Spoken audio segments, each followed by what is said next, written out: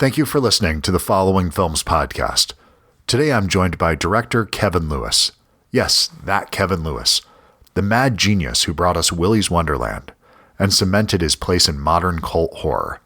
He's back with a new Southern-Gothic nightmare, Pig Hill, a film that premiered at FrightFest and is now available on VOD courtesy of Cineverse, the folks behind Terrifier 3 and The Toxic Avenger. Pig Hill follows Carrie, played by Rainey Qualley, a young woman obsessed with the eerie legend of the pig people, grotesque creatures said to stalk the wooded hills of her rural hometown. As the disappearances of local women reach a chilling 10th victim, Carrie, her brother, and their friend Andy begin digging into the folklore and discover there may be more truth to the stories than anyone wants to believe. Today's episode of the Following Films podcast is brought to you by Google Workspace. We keep things running smoothly and efficiently here at Following Films with the convenience of cloud-based Google Workspace programs. Google Docs lets you work and save on Google Drive. Hangouts lets you video chat. Gmail gives you a professional email. And Calendar lets you organize from anywhere at any time. You should try it and see how it can help your business too. Google Workspace is offering a 14-day free trial if you sign up using my link. I can give you a discount, and it helps to support the show.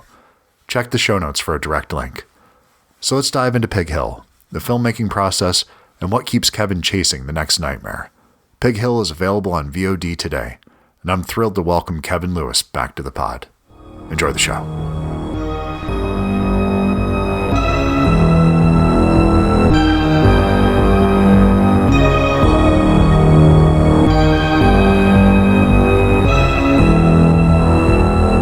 Thank you so much for taking the time to do this, man. I really appreciate it. Oh, yeah, me too. Thank you. Well, I watched Pig Hill the other night, and I got to tell you, man, I really enjoyed this movie. I was immediately struck by the visual language of the movie. And a lot of times in horror films, you will see style sort of as the substance of the film. This is something where you took a very specific style and it supported the narrative. So it wasn't flourish for the sake of flourish. Yeah. So I really appreciated that about the film, man. Thank you, man. That makes my day. Thank you. Well, it was, okay, so I'm assuming this was a giallo kind of influence with the bright, the sort of the blues and reds and this thing. And it's all psychologically driven to where we have a narrator, because it's really from Rainey's point of view, and we don't trust her. And so you're kind of getting inside her head. And so it was just such a really smart way of handling the film, because I think you're tipping your hat almost immediately to what the film is, but then it takes a little bit longer for it to actually reveal itself. Yeah, you're right. It's she's the unreliable narrator, right? Yeah.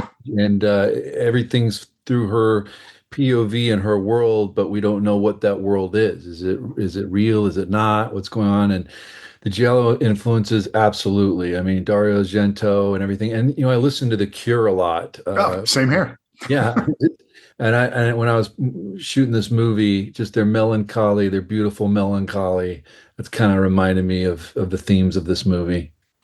No, I could not agree more. There's everybody in here has sort of almost a desperation. All the characters are really looking for something that's just out of reach from themselves, I think. Yeah. Can you talk a little bit about the casting? Because I think that's really the key to the film is that, and again, you do something really fun where sort of Shiloh and Shane, I would have switched them initially, but because of them not playing into what maybe their type might be, it works really well for the film. If that was that intentional or something that I'm just maybe. Yeah, no, I mean, it was really cool. I mean, first of all, Rainey's fantastic. No, she's wonderful. She's great. But. Yeah, and working with her was she has this transcendence, this kind of otherworldly vibe to her. Yeah. So she's going through these dreams and stuff. You can really feel it, And then Shane, his character, I felt that he really grounded Andy, and kind of brought that kind of broken spirit to that character and made him very believable and likable. And that's what I really wanted. And Shiloh is amazing in this film, man. And, talking to him, because we were going back and forth and it's like he was thinking about doing it. And I was like, there was a point where it's like, man, he's got to do this movie. He's got to do it. Like I just knew he would just bring it home, and he did. He's just amazing. He has this smoldering fire that's just burning in him, and you're just waiting to let out, and it's just he's so good. All the cast was great. Oh, I could not agree more. And this really is for as heightened as the film is, it really is a performance piece more than anything. Yeah, Because I think that even it opens up and it doesn't open with a splash of violence. There is an act at the beginning, but there's restraint that's used here, and you allow performers to have their space. The movie gets is any Fangoria fan is going to find more than enough gore here, but you have moments where you pull back and you shy away from that. And it feels yeah, very intentional when you yeah. have those explosions of violence that are seen.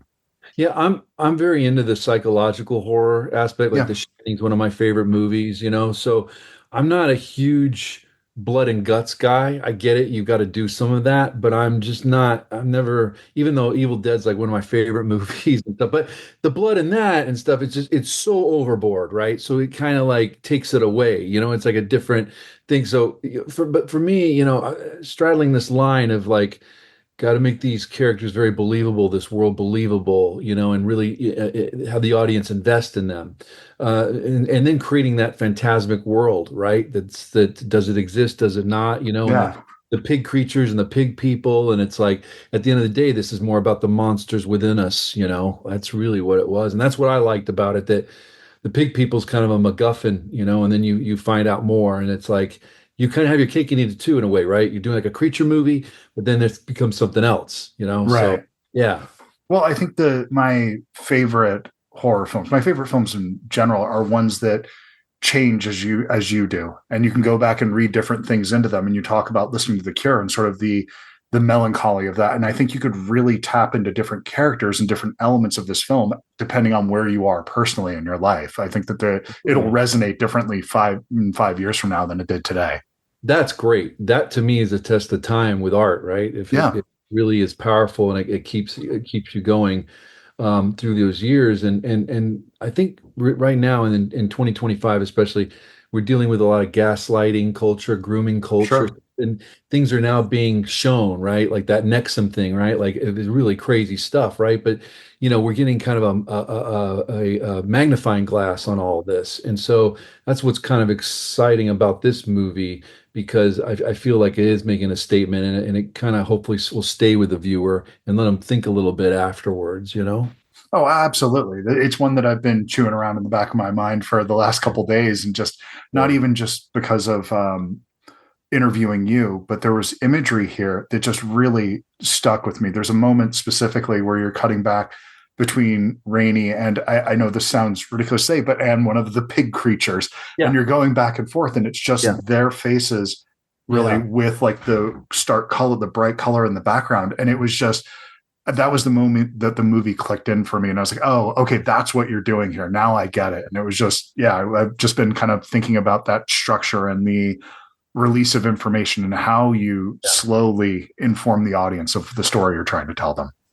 Yeah, I mean, it was interesting because my DP Tyler Eccles, he did such a fantastic job, and the Good. thing we're doing like a cinematic realism, so like it's a police procedural, right? Yep. Crime procedural in a way, and then it goes into the Argento Giallo vibe, right? And it's like straddling that line, balancing both, and that's coming a challenging thing to do, and to me, exciting thing to do, and stuff like that with like the Swill Cave, doing everything. I have the idea of like everything her POV. You never see a wide shot. You never see it. It's always these close up, and then really working experimentally on out of focus photography, which I love. I love still photography. So do So I. yeah, so just doing like, can out of focus shot be even more powerful than a focus shot, right? And but there's a intent behind it. It wasn't I never wanted to be like, oh, I just want to do a cool shot for a cool shot. Like, no, it's narrative, what's going on. I always carried the script and the novel with me the whole time, and I just was going through making sure like, all right, this is what we're trying to say here. At what point in reading the novel did you realize that this was something that you wanted to adapt, that you wanted to take on?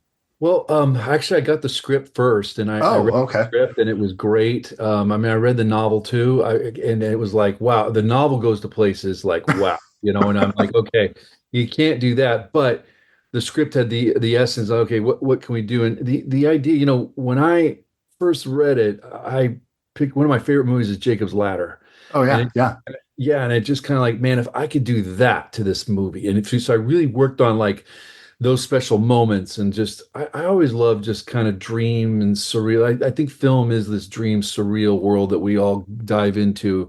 Whatever you're watching, even a documentary, it's just kind of a, you're so focused on it, but then you're kind of in building in its own world or and everything. And so I just was like, okay, how can I do that in this small town and finding out that the pig people, this legend really was going on and the places we shot, it was interesting the bars and the restaurants, like they had like, wanted signs looking for women, they yeah. were missing.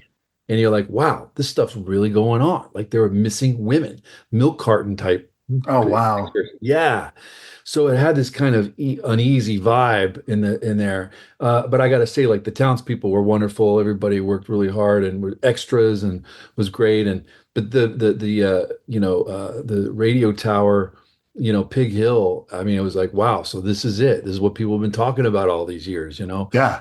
Trying to stay true to that and be honest and respectful to that as well. And well, and it also it ties that sort of true crime element that you do have the detective story, the novelist, which again, there's the Giallo thing there that you have Yeah. that just happens to lend itself to it.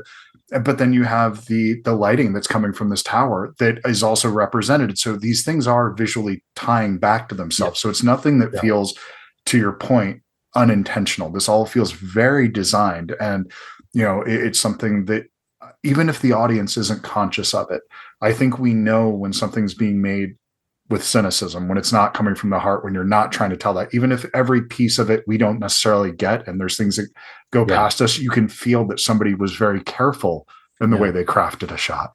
Yeah, I agree totally. And I'm always thinking about the audience when I make these films, and asking people to spend hour and 40 minutes, 2 hours, whatever their day to watch something that you're Mm, working on. That there's a respect there, and it's like I don't take that lightly. no, And so especially now with there's so much trying to get our attention, right, with video games and all kinds of things. And so it's like, okay, people are going to really sit down and take their time out of their busy day to watch something, like you got to do something interesting, so I'm always thinking about that. well, it's that. I'm not sure if when you're creating, you have, you can see I have a ton of movies behind me, and it's Yeah, that me thing too. of, I'm a huge physical media. okay, No, it's the, yeah, what are the ones that are going to be sitting on the shelf when you're looking at your yeah, section of that, and what are the ones that you want to have there that you're going to spend literally years of your life on this thing? Why mhm, not put yourself into it? And it's, I've met more than enough filmmakers that will go without name that you can tell it's just a calling card. It's something they're doing to get to that next step, and that yeah, cynicism behind that. You can tell a deeply cynical story, yeah, but if it's told with cynicism in your heart, I think that yeah, comes through. And here, I don't feel that at all. And this Willie's, your films, that as heightened and bizarre as they might be, I feel the filmmaker's heart and intent behind them. oh man, that's one of the best compliments. Thank you. It is. I mean, I give everything I have to these movies, and there's I'm a little older now, and it's like I'm at the point where I heard Robert Rodriguez talk about this, and I really like what he said. He's like he's about the work, Mm, and it's not one single movie or whatever. It's just the body of work. And that's kind of where I want. So you asked about like the movies that are on the shelf, and you're right. And I think about legacy, and it's like my little cinematic imprint in the world before, when I leave. It's like it'd be cool to have someone, check out Willie's. I had a kid see Willie's the other day, and he said to me, that it made him want to make movies. I mean, what the best yeah. compliment ever, right? So, to doing that and then do a movie like Pig Hill in a studio system, they would never let some of the stuff we got away in Pig Hill, never, No. So, to be able to do that and to work creatively. And I had creative control, that thank you to the producers. Like they were like, hey, this is your ball, you take it and run with it. And I'm at that point in my life where that's kind of where I'm at. I just, there's no, like, I just want to do really cool art. I want to work with really cool people. I mean, I know there's a-holes out there, but I'm trying to avoid as many as possible. Yeah. talking to people like you and fans and stuff, this is why we make these movies, so Well, you're right. Life is way too short to work with an asshole. It's unavoidable. It happens from yeah, time to time, yeah, and there's sometimes you might be the asshole, but as yeah, long as, as you're yeah. just aware Sure. of that, Yep. and we give each other grace, you're probably going to be okay. But Yep. there was one thing I was also thinking about, Yeah. because I went back and rewatched Willie's Oh. afterwards, and wouldn't have thought about this, but there's almost silent characters as the center of both films, where you Mm. have in Pig Hill, Rainey is not as quiet, obviously, as Nick Yeah. Cage Yeah. and Willie's, but Yeah. she's not a verbose lead. Yeah. Most of her performance is physical, is Yeah. her showing her emotion Mhm. through her, physical presence. She's not really, there's not a big exposition dump for the most part. There's things that tell you the history, but Yeah. it's not through her. Yeah. No, I love the idea. It's like show, not tell, right? We're Yeah, making movies, and so I'm always conscious. I mean, I love a good monologue. I love some great of meaty dialogue. course. Quentin Tarantino, right? Like, there's amazing writers out there and directors out there that just do incredible stuff. But I do like the internal conflict of the character and just staying with them, because I'm a very like. I take a lot of time to myself. I'm kind of heady a little bit, and I Sure. just try to meditate and have quiet, and that would say a lot about who I am. And so I feel like that can tell a lot to the about the characters to the audience. And I really enjoy those internal moments. There's that montage in Pig Hill where it's like all the characters, it's just beautiful music, and Emwa, who did Willie's soundtrack, Both, yeah. yeah, he did the music to this and did a phenomenal job. Yeah. Just Very feel. different scores, also. Oh Wow, yeah, very, very he's so different. talented. So, Yeah, it's and you just feel the weight with these characters and what they're going through and the internal struggle and the conflict, and I just love that stuff. well, I think that a monologue is wonderful. And, if I'm watching a Flanagan movie and there's not a 3-minute monologue in it, I'm going to be disappointed. Yeah, But yeah, there is something that I think you're allowed to project yourself into the film, yeah. because what what the actor was thinking in that moment, Hmm. it might not be the exact thing that I'm getting from it, but it allows you to interpret and to kind of take things on as your own. And you take a little bit of authorship on, and you own a little bit of the experience when you're allowed to, put yourself in the film. You talked about The Shining being one of your favorites. I think one of the reasons is that ending that Oh, was just, amazing. it was almost like it tied into the rest of King's work, even though King pushed back against it in such a Yeah, beautiful way. And it was yeah, just this really wonderful ending to that film, because it had an ambiguity. It's something that to me feels very definitive, but to other people, they have something else that they 100% hang their hat on. But there's not a character saying it means this, which I yeah. love. Yeah, for sure. I totally agree. And the idea of just again, it's a visual medium, and how Mm. can I take this story and this narrative and visually express it where people get it, and I don't have to hit them over the head with a bunch of, dialogue that, really it is about characters making actions, right? And Yeah. and and so, like, the way they act, what they do really informs the audience who they are. So they can say all the dialogue all you want, but at the end of the day, it's like, what are they doing? And that's real life, right? It's like, actions speak louder than words. So, what has the reaction been like to the film yet for those who have seen it? Because you did well in the festivals. Yeah. So it seems like Yeah. people are really responding well to it. And I'm not alone in my my admiration of the film. That's awesome.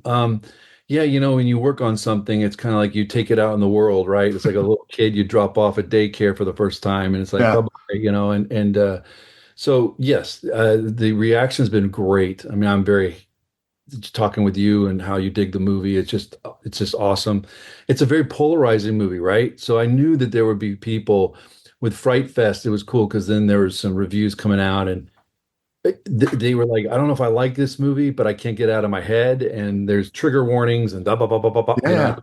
Okay, that's cool. Like, I'd like to do a movie where people have a dialogue and discuss. You don't have to love it, but if you're talking about it and it's in your head and I got to you and it's kind of in your head, that's a win. Rather than in this climate now, man.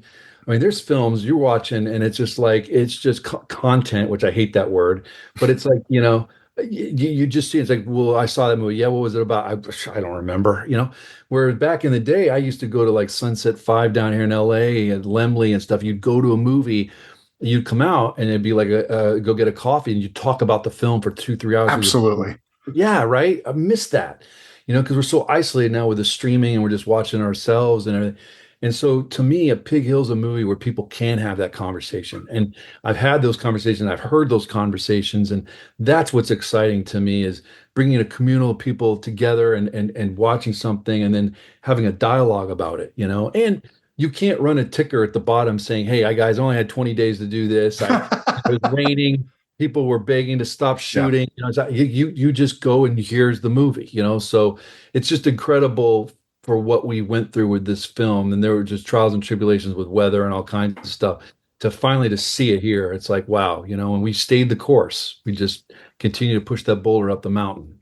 Well, it's the thing where I think horror fans are oftentimes forgiving of films that they expect flaws and they expect things to be a little bit rough, and they're looking for that one thing to hang their hat on. But I don't think your film is one of those. I don't think this is a movie that I need to apologize for and justify my appreciation of it. This is Yeah. something that I can say, no, this is a very well made, thoughtful film that while like you said, it's polarizing. I wouldn't recommend it to my mom necessarily. Yeah. Yeah. I'm not going to share that with her. Yeah. My But wife's aunts want, she's like, should they come see it? I'm like, I don't think so. Dude, it's funny because as a filmmaker, you're always like, yeah, please come see my movie. Come see my movie. And in this one, I'm like, yeah, no, it's okay. It's okay. It's okay to skip this one. This It's one, okay to skip this one. This labor of love that I've been working 2 years of my life on. Yeah, I mean, skip it. to be honest, Kevin, there's two sides to this where if somebody really, really loves this movie, I might worry about them a little bit. If they're really like It's like Requiem for a Dream. I really love that movie. And my friend's like, Kev, that's a movie you watch once and you're good. It's like, well, I love it because the technical aspects, and yeah. Aaron is one of my favorite filmmakers. But yeah, Clockwork Orange. I love that movie. Yeah, I mean, but there's certain ones that like Clockwork Orange, there's a deep personal connection that I have to that where my dad got me that for Christmas one year on Laserdisc. Oh, And wow. he was stationed in England during Vietnam and it was banned at the time. So they played it on the base. And so it had this whole connection to that film. That's So so it cool. became a Christmas movie that I watched with my dad when I was a teenager. So it became this thing that we would go back to. And we disagreed on fucking everything. There was nothing we saw eye to eye on, but we agreed on Kubrick. That was one thing that we could see eye to eye on. So like to me, there's like a warmth around that movie, which does not exist for anybody else, I'm sure. Isn't that great though? That's your personal experience with that Yeah, movie, and I think that's awesome that we have that. And that's what movies do to us, right? It's like, where were you when you saw this? Like Raiders of the Lost Ark for me is one of my favorite, 2001. of Even course. like I remember when I saw these movies in a theater or whatever, and I remember how the feeling I got, and it was like, yeah, I want to make films. I'm very similar, very, very similar when I go back and there's literally hundreds of movies back there that I will never watch again before the day I die. Yeah. It won't happen. There's too many new films coming out that I need to see. But when I go through and I look for something to watch and I'll get that little memory of when I first saw it. And it might be, I go back and I see Big Trouble in Little China. And I remember that the film broke when I saw that in the theater, when I was in fourth grade or whatever, when I saw that projected. And I remember being so excited to come back into the theater, and half the people left that were in that very not crowded theater. Yeah. And the rest of us went back in and had just a blast with it. And I will remember where I see almost every movie theater. And that's why that communal experience, it's in my DNA. I can't let go. Like are you able to remember where you saw most of the films you've seen? Can you connect it? Yeah. Percent. I mean, I grew up in Denver, Colorado, and at that time they had the Continental Movie Theater, which they just bulldozed. Like, oh shit! So, I know that was the theater. I mean, I saw Return of the Jedi there and Star Wars. I worked there. We screened Die Hard, so it was so funny. Red Heat was supposed to come there, and it was like, oh, cool, Arnold. Arnold. Yeah.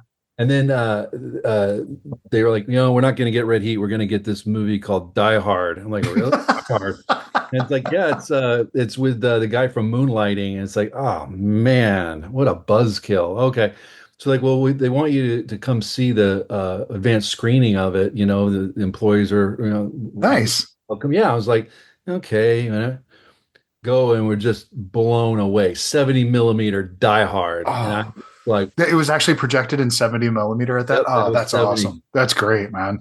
And so I'm now an usher, and I'm like, I've already watched this movie like 3 times before it's coming out on Friday. And the line is wrapped around the theater. There's dates, it's Friday night, whatever. And the manager, he thought he was real smart. He let the projectionist go because he wanted to save money, and he was doing the projection himself. And so he burns the print. And so the movie starts, and then the all of a sudden, the print. And he's like, Kevin, go up there and tell him that we're gonna have the tickets. I'm like, what? And so I go up there and I'm like, ladies and gentlemen, and they're just like, you suck, and they're just like throwing stuff at and it's like, But I remember Die Hard, and I worked for John McTiernan and his wife Donna Dubrow. I interned for him when I Oh, came to. wow. Yeah, on Last Action Hero. Yeah, I worked on Last Action Hero and Cutthroat Island with Rennie. Oh, my God. Yeah, so I don't know if I'm bad luck or not on those movies, but no, I remember all that stuff. Time has been kind to both of those films, though. Yeah. I will say. Yes, totally. That's another thing, right? A movie comes out, pans, they hate it. And then the years go by, man, and it's like, whoa, with Diamond in the Rough, Blade Runner, right? Like that Of movie course. panned, so that's what's great about cinema and films. It's like it lasts, and if it can touch one person, to me, you've done it, a good job, Oh, absolutely. And you never know what the things will be that touch people. I firmly believe that taste is never right or wrong. It is so subjective that there's something that doesn't resonate with me that I really dislike, that I push back against. Yeah. It's probably somebody's favorite film. I can almost guarantee it's somebody's favorite film. And given enough time and the right circumstances, when I could revisit it and probably find a whole different film that I love. It's like when you first buy an album from a band that you love, it's not the same album you had before. And so it takes a couple spins to fall in love with it again. It's when I first heard Disintegration, I didn't realize how wonderful that record was. The more psychedelic side that it got into that record, it was, I really wanted Staring at the Sea. That's what I was looking for with that. And it was wildly different. The poppiness was gone, and it was just so dark. And that Robert Smith said that, where they were going to make a movie that was non-commercial. That was the idea. And they made that album, and look at the album. It's the most commercial. It's literally one of the best records ever made. Like that's a top 10. That is a desert island record for sure. Agreed. 100%. Dude, well, thank you so much for taking the time to do this. When Pig Hill, we're December 9th coming out on digital. Yep. Okay. Will there be a physical release also? Just up curious. Yes, there's going to be. Awesome. Sure. Yeah. Good. And I'm stoked about that. I'm a huge media collector like yourself. Okay. I've got the whole wall. I mean, it's sometimes like, oh my God, am I going to watch this movie again? But I got to have it. Steel books, and it's just like, okay. Oh, one clicks, box sets, man. Oh my God. And it's like I like this movie. I didn't love it, but I have 5 versions of it. What is wrong with me? Okay. Just to wrap it up on this, what do you think is the movie you've bought the most times in multiple formats and special editions? Jaws. Yeah. I mean, that's a must own, whatever format you're on. Probably 10 versions of that thing. I mean, of course, Raiders, to that. Well, it's the 4K dance, right? So it's like, oh, you got it on DVD. Now you got to, when I first started making movies out of college, like I just blew the money I'd make. I bought DVDs. I'd go to Fry's and Best Buy and just, so now you got I remember like Blade came out. That was like a big deal, like New Line Blade, right?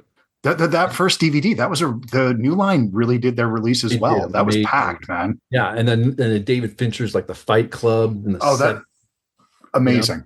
Yeah. And I love listening to like Ridley. He's my favorite commentary. I'll just put on, I'll make the bed and just listen to. The thing I love about Ridley's commentaries is he loves his own work. He is his biggest fan, and he's not apologizing. He fires me up when I listen. Oh, he's great. I'm like, oh yeah, that's why I want to make films. Okay, Yeah, absolutely. I love Ridley. I love it. I love commentary. So yeah, we get the DVDs, and then the Blu-rays came. And then remember the fight with the Blu-rays and the of course who would win, and then it's like now we're getting all blues. So now we're getting Blu-rays, and then 4Ks come, and you're like, oh my! So yeah, you're buying this movie 3, 4, 5 times. Like, I think we're good though, right? I think 4K, like 8K, 8K is coming, but we're at a point now where it's not. Yeah. If you're watching a decent transfer on a Blu-ray disc, and it's upscaled on a 4A. Yep. It looks pretty good. You're not Yep. really going to Yep. see that difference. Yep. I mean, Yep. we're talking about looking at threads on a sweater, and I love that. I adore like the most detailed, the closest to actual like the theatrical experiences I can get. I mean, and they say that's something like 10K is where that would be. So I don't know. It boggles my mind. Back in the day, I had a VHS collection, and then I would get bootlegs. I had a bootleg of Jedi when I was 12 or whatever, and ET, and it was like seventh or eighth generation, man. You could barely even see it. Yeah. It was the Holy Grail, and you sit and watch these movies. And a friend of mine had a bootleg of Batman that was shot off on the drive-in, and it's like, and now it's like, man, life's too short to watch that stuff. I'll wait. If it's not a good copy, I can wait. I can wait. There's a really, just kind of wrap things up, there's a really good documentary called I'm trying to remember. It's on Texas Chainsaw Massacre, and it's about the different versions of release. It's about VHS and Laserdisc and how did you first see the film. Okay. And it's fascinating because it actually made me want to go back and revisit it in different formats, and they're going to be re-releasing it so you can see the VHS version of it, what it looked like on VHS. Like the Australian print version of it was, the color was oversaturated and it was wrong, and it had all these yellows in it. But then the people that saw it were drawing all these comparisons to Hanging at Picnic Rock. So they were starting to think, so they were just starting to think that, like, from the theme of the movie, you can see, okay, I could see how these be connected, but then there was visual cues that were the same. And so I started kind of looking at that a little bit differently. I am very much of if I'm only going to watch it once, I want to watch the clearest possible version of it. Yeah. But something like that might be worth going back and seeing it in different formats and seeing that. And so I don't love VHS, but I love the boxes still. I still hang on to a few of them. Yeah. So, well, my buddy Scott, and he's a big physical media collector too, and he'll tell me, like, to watch. I'm like, I'm going to show Donnie Darko to my kids, and then I get a text. He's like, "Don't show him the director's cut." And I'm all the director's cut, right? He's like, "You got to show him the theatrical." Oh no, I did that. Or it was like Star Trek: The Motion Pictures, like the director's cut. Then my friend's like, "No, the TV cut. No, the original theatrical." I'm like, oh my God. So I've always, like, now before you watch a movie, you've got to do a deep dive for like an hour to make sure. So what I end up doing, the way I default, is if it's something I saw in the theater and fell in love with, and if I'm showing my kids, that's the version I'll show them. Okay. Like if, cool. So for something like The Abyss, which is one of those, the director's cut version, like that's the way to go. Yeah. But I think you need to, if you're a 10-year-old, you need the shortened version of that first, and then you can go back and rewatch it. I like that. I'm going to keep that in mind. Okay. Well, dude, thank you so much for taking the time to do this, Kevin. Great. And I'm looking forward to Pig Hill sitting next to my copy of Willy's on the wall back there. Sweet. So thank you, man. I appreciate it. Yeah. Good luck with the film, man. Thank you. I hope to get to talk to you again. Thank you. Take care. Take care, man. Bye-bye.